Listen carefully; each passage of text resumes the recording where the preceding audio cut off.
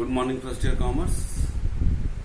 This is the money banking का ये classification of money का थर्ड लेक्चर है, फुल पार्ट 19 का।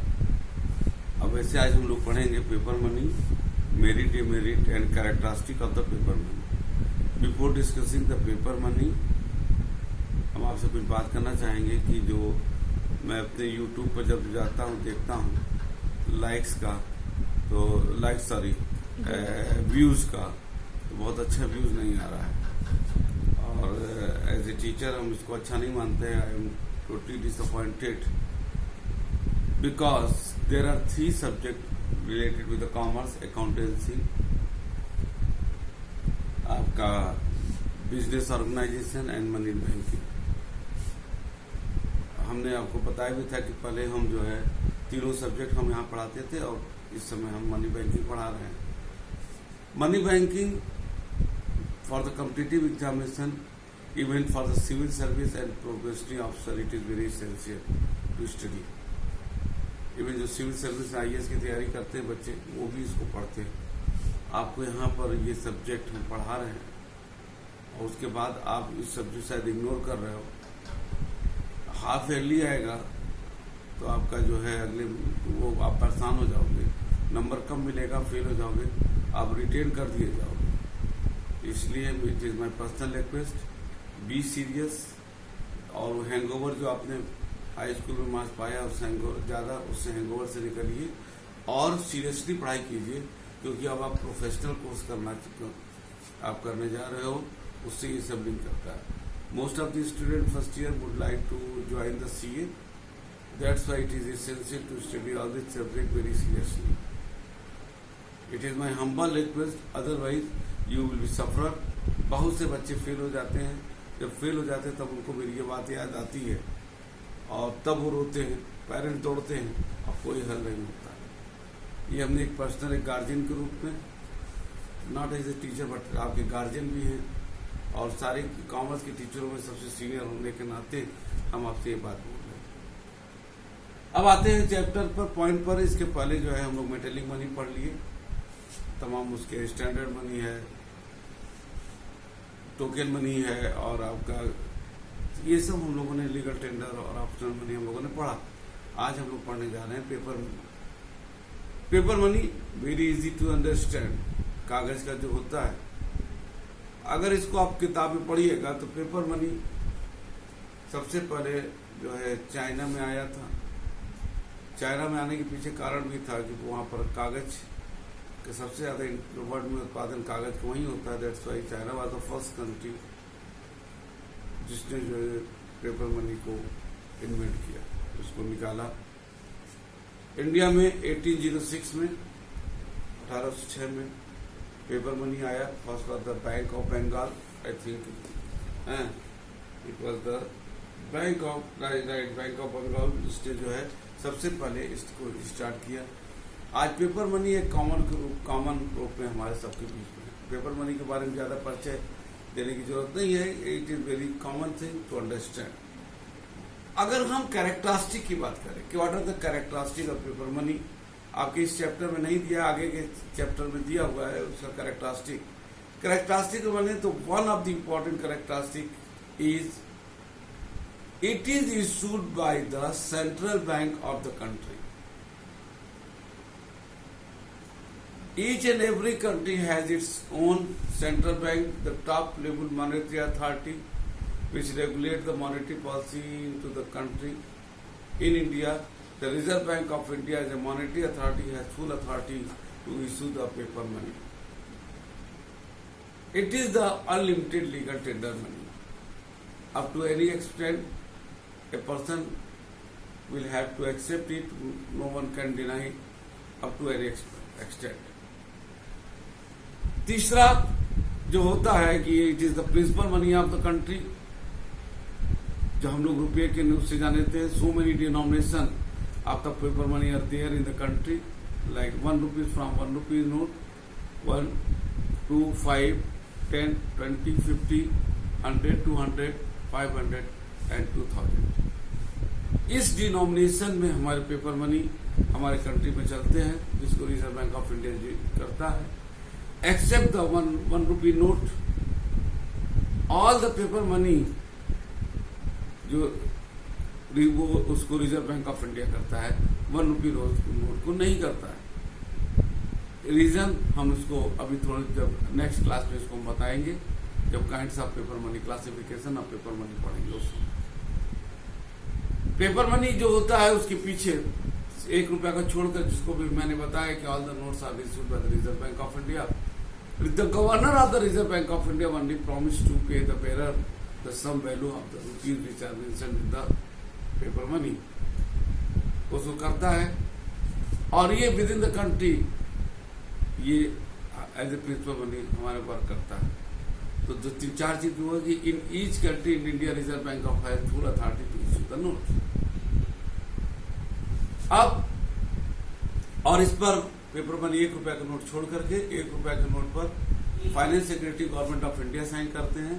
बाकी हर डिनोमिनेशन के नोट्स पर आरबीआई का गवर्नर साइन करते हैं। एट प्रेजेंट टाइम हमारे गवर्नर हैं शक्तिकांत दास, आप याद रखिएगा, मिस्टर शक्तिकांत दास आरबीआई के present governor.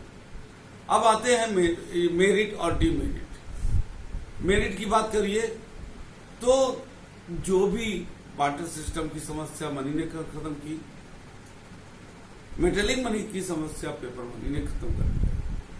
It is very convenience to keep, not only to keep but to transfer from one place to another very easy. ठीक है, तो इसमें जो है सबसे बड़ी चीज आ रही है, अगर हम लोग उसकी बात करें मेरिट की, तो सर कन्वीनियंस।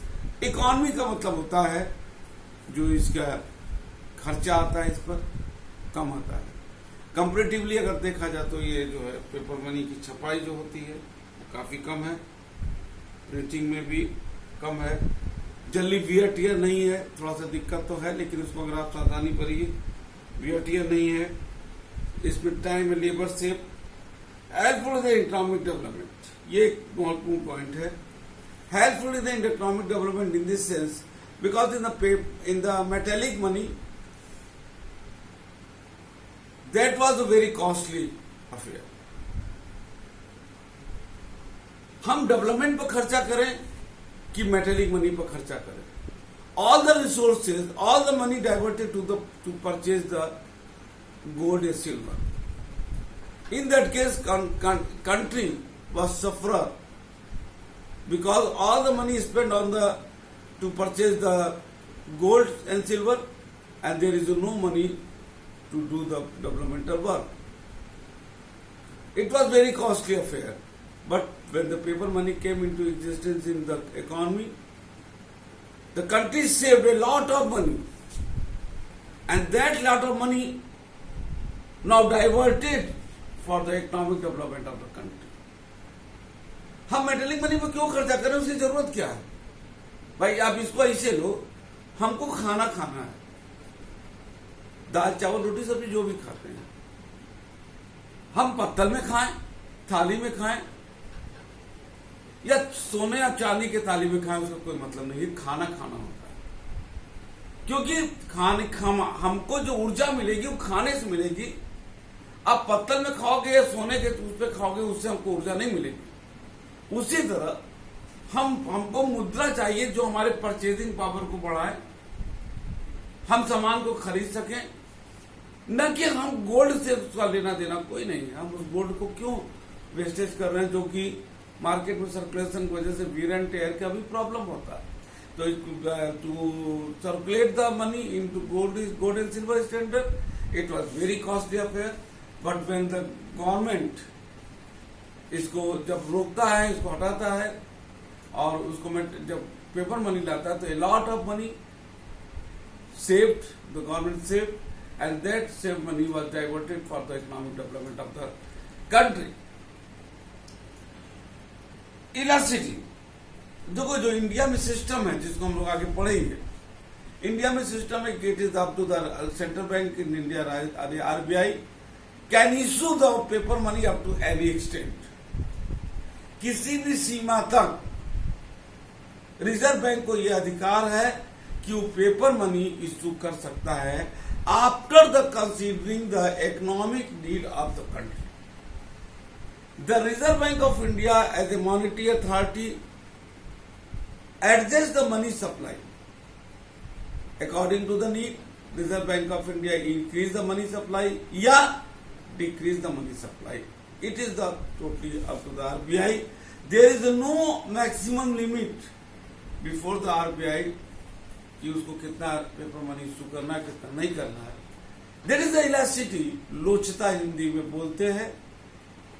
हाँ, ये जरूर है, हम डीमेरिट की बात करेंगे कि जहाँ फ्लेक्सिबिलिटी है, इलास्टिसिटी है, वहीं पर आपका इन्फ्लेशन है, महंगाई. Easy to handle. एंड सातवां पॉइंट है help to the government during the emergency. In emergency when the government need a lot of money, government can direct to the monetary authority, the RBI, to issue the extra money. हाँ, इस पर discussion बाद में होगा कि हाँ करना चाहिए कि नहीं करना चाहिए. ये टोटल इकोनॉमिक की चीज है, बहुत डीप में जाएंगे तब हम बात करेंगे जब आपको इन्फ्लेशन और डिफ्लेशन पढ़ाएंगे, which is the most important chapter. And very most important ही नहीं है, बल्कि ये एक क्रॉनिकल चैप्टर है जो आपके सिविल सर्विस के पॉइंट ऑफ व्यू से बहुत महत्वपूर्ण है. ठीक है, तो इमरजेंसी में आप इसको छाप सकते हैं, ठीक है ना, और जिसकी वजह से भारत को, सरकार को लोन लेने की कोई जरूरत नहीं पड़ेगी. उसी तरह पेपर मनी से जब हम प्रेशियस मेटल बचाते हैं, मुद्रा जो धातु की मुद्रा है, हम उसको हम बचाएंगे, डेवलपमेंट वर्क करेंगे, बड़े से बड़ी फैक्ट्रियों को खोलेंगे, एक्स्ट्रा प्रोडक्शन करेंगे, और एक्स्ट्रा प्रोडक्शन करेंगे तो एम्प्लॉयमेंट जनरेट होगा, और एम्प्लॉयमेंट भी जनरेट होगा, साथ ही साथ हम एक्सपोर्ट भी करेंगे, और खूब फॉरेन एक्सचेंज हमारा रिजर्व बैंक ऑफ इंडिया, हमारा देश कमाएगा. That is the point number 8. Simplicity, बहुत सिंपल है, कोई दिक्कत नहीं. डेवलपमेंट ऑफ बैंकिंग सिस्टम, ये पेपर मनी की वजह से बहुत कुछ हमारा बैंकिंग सिस्टम है. आज बैंक में जाइए, जमा कीजिए, हम लोग रख देते हैं, और बैंक बड़े आसानी से उसको कर सकते हैं. मेटेलिक मनी होता तो शायद वो व्यवस्था बैंकिंग सिस्टम में नहीं हो पाता, क्योंकि इतना ही नोटा, इतना सिक्का आ जाता है कि वो करता क्या. ये था बेटा मेरिट. अब हम आते हैं डीमेरिट. हर एक सिक्के के दो पहलू होते हैं, हेड एंड टेल. उसी तरह अगर मेरिट भी है तो डीमेरिट है. अभी तक हम लोगों ने मेरिट डिस्कस किया, अब हम लोग डीमेरिट के अगर आते हैं तो सबसे बड़ा डीमेरिट है लैक ऑफ इंस्टिंक्ट वैल्यू. हमने इस चैप्टर में बताया भी था इंस्टिंक्ट स्टैंडर्ड मनी को डिस्कस करते हुए कि इंस्टिंक्ट वैल्यू क्या होता है. अगर 500 रुपए का नोट है तो वो उसकी परचेजिंग पावर 500 है, लेकिन अगर कागज की कीमत बात किया जाए तो वो 5 पैसा भी नहीं. यानी कि paper money bear no instinct value, only there is the extinct value. But in the metallic money हमने बोला था that was a full bodied money, means extinct और इंस्टिंक्ट वैल्यू सेम होता है. This is the one of the major drawback. But in present time ये हम लोग lack of durability. देखो, सिक्का गिर जाएगा, कुछ हो जाएगा, पानी में पड़ जाएगा तो खराब नहीं होगा, लेकिन पेपर मनी कागज का होता है, थोड़ी सी लापरवाही गड़बड़ा सकती है. आप कभी कभी देखो, पॉकेट में रखिए, जब आप पॉकेट से हम लोग निकालते हैं और कहीं कागज लगा, फट गया. कभी कभी पापा आपके जो है पॉकेट में रह जाता है, और वॉशिंग मशीन चलाई मम्मी, और उसके साथ पेपर मनी, वो पैंट के साथ जो है पेपर मनी भी धुला गया. अगर वो देखा नहीं गया तो खराब हो सकता है, नोट बर्बाद हो सकता है. गोरखपुर में एक हिस्सा हुआ था, बेवकूफ़ी की इम्तिहा कर सकते हैं कि एक आदमी गांव में था, उसने अपना जमीन बेचा. ये एक ड्रॉबैक बता रहे हैं, लेकिन ये बता रहे हैं उस व्यक्ति की बेवकूफियत. उसने जमीन बेचा और सारे कम से कम 6-7 लाख, 8-10 साल पहले की बात है, 6-7 लाख की जमीन थी, बेचा. बैंक में डालने के बजाय उसने जो है अपने खेत में मटकी में गाड़ करके डाल दिया मिट्टी पे. कुछ दिन बाद निकाला, पूरा दीमक खा गया. अब वो रोहा घाट मच गया, पूरी जमीन भी चली गई थी, और वो उसका पेपर भी मनी खराब हो गया, और इवन नंबर भी खराब हो गया, नंबर भी चला गया था. यहाँ पर डीएम को रिपोर्ट हुआ, क्योंकि matter related with the RBI, DM ने आरबीआई को उसको रेफर कर दिया। आरबीआई की टीम भी आई थी, लेकिन संभवतः नहीं मिला क्योंकि वो नंबर भी नहीं था। ये तो उसकी बेवकूफियत थी, शिक्षा का परिणाम था। लेकिन यहाँ एक दूसरा पॉइंट जो हम डिस्कस कर रहे हैं वो ये है कि अगर उसके जगह हमारा सोना चांदी अगर मेटेलिक मनी होता तो इतनी तेज नहीं खराब होता, पेपर मनी खराब हो गया। हम उसकी यहाँ पर there was a clear example of the foolishness, idiotic, जो भी हम शब्द यूज कर सकते हैं वो हम उसके लिए करेंगे, लेकिन हम यहाँ पर कागज के रूप में बात कर रहे हैं क्योंकि वो डिस्ट्रॉय हो गए। थर्ड है fear of inflation. When there is always remember in the economy, when there is any flexibility in the economy like here, कि रिजर्व बैंक को अधिकार है कि वो up to any extent the RBI can issue the note. There is 100% flexibility before the RBI to issue the note up to any extent after considering the economic situation of the country. As a monetary authority, Reserve Bank of India money supply के volume को adjust करता है। So many techniques are there before with the RBI, जिसके वो money supply को adjust करता है, घटाता है, बढ़ाता है। When there is जितना ही फ्लेक्सिबिलिटी होगी उतना ही ज्यादा इन्फ्लेशन की संभावना रहेगी। It is the structural problem in India कि that there is a inflation in our economy, ठीक है ना। It is the biggest problem. Next problem है आपका लिमिटेड फिल। जो पेपर मनी होता है, देखो मेटेलिक मनी सोना का है तो आप विदेश में भी जाकर के सोने से सामान खरीद सकते हो, क्योंकि सोना पूरे वर्ल्ड में चलेगा, उसकी एक इंस्टिंक्ट वैल्यू होती है। But the paper money which has no instinct value, its relevancy exist only in the its own country. जहां तक रिजर्व बैंक का अधिकार है वहां तक ये मुद्रा का अधिकार है। But in the outside of the country it is simply a piece of paper, no use। अगर हम आपको चिली का, सऊदीया का या कहीं का आपको नोट दे तो ये वो बेकार होगा, उसका कोई मतलब नहीं होगा, ठीक है। नेक्स्ट है आपका लैक ऑफ पब्लिक कॉन्फिडेंस। चूंकि पेपर मनी है, लोगों का विश्वास कम होता है। लेकिन ये पॉइंट आज के संदर्भ, पहले था, आज के संदर्भ में बहुत रेलिवेंट नहीं है, क्योंकि आज लोग वही नोट पर विश्वास करेंगे जिसको रिजर्व बैंक इशू करता है, ठीक है। नेक्स्ट है प्रमोट स्पेकुलेशन। प्रमोट, इसको हमने बताया भी, स्पेकुलेटिव एक्टिविटीज का मतलब होता है कि when a businessman after observing the future price changes and take the decision accordingly whether the commodity be purchase और सोल्ड, और उसमें कैसा पैसा कमा लेता है। पेपर मनी क्योंकि बहुत आसानी से एक व्यक्ति अपने पास रख सकता है अप टू एनी क्वांटिटी, ठीक है, और उस पर जो है उसके आधार पर वो बिजनेसमैन स्पेकुलेटिव एक्टिविटी को बढ़ावा दे सकता है, खरीद सकता है, और जिसका परिणाम होता है कि ज्यादा स्पेकुलेटिव एक्टिविटी होगा। इसका सीधा मतलब अगर हम ठेठ भाषा में बात करें कि उसको विश्वास है कि अक्टूबर में इस जो आज 12 रुपए का सामान है 20 रुपए का हो जाएगा, तो हमने 12 रुपए का खरीद लिया, पैसा दे दिया और 20 रुपए का हुआ बेच दिए, 8 रुपया कमा लिए। आप देखोगे कि महंगाई आने का एक बहुत बड़ा कारण स्पेकुलेटिव एक्टिविटीज होता है। बड़े बड़े बिजनेसमैन अगर देखा जाए इसी बहुत उनका बिजनेस मूलतः इसी पर डिपेंड करता है, स्पेकुलेटिव बिजनेस पर, ठीक है ना। प्राइस बढ़ने का एक बहुत बड़ा कारण ये होता है। आज हम लोगों ने पेपर मनी क्या होता है ये पढ़ा, उसके कुछ कैरेक्टरिस्टिक पढ़े और उसका एडवांटेज और डिसएडवांटेज पढ़े। लास्ट में एक चीज और बोलना चाहेंगे बेटा, हम आपको सैटरडे को, हर संडे सैटरडे को देख रहे हैं। फर्स्ट ईयर, सेकेंड ईयर में काफी क्वेश्चन आते हैं, फर्स्ट ईयर के कोई विशेष क्वेश्चन नहीं आते हैं। बस आप ये पूछते हो कि किस रजिस्टर में लिखें, कैसे लिखें, इससे ज्यादा आप क्वेश्चन नहीं करते हो। अगर आप निश्चित, मेरा एक मानना है कि अगर आप ठीक से पढ़ते हो, क्वेश्चन वही करेगा जो पढ़ता होगा, और जो नहीं पढ़ता है उसको सब समझ में आता, क्वेश्चन कभी नहीं करता है। हम आप क्लास में मिलेंगे तो ये हम आपको विस्तृत रूप से समझाएंगे कि ये आदत आपकी गलत है। पढ़ने वाला ही बच्चा क्वेश्चन करेगा। ठीक से पढ़िए, क्वेश्चन पूछिए। We are ready to answer your question, but ask the question.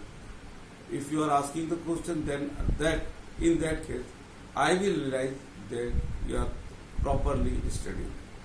पढ़ते रहिए और निश्चित रूप से क्वेश्चन पूछिए, इसको पढ़ लीजिएगा। अगले क्लास में हम classification of money, representative paper money, convertible, inconvertible, fiat money पर चर्चा करेंगे, जो बहुत इंपॉर्टेंट है। और इसी के साथ अगले क्लास के लिए till then good bye, thank you.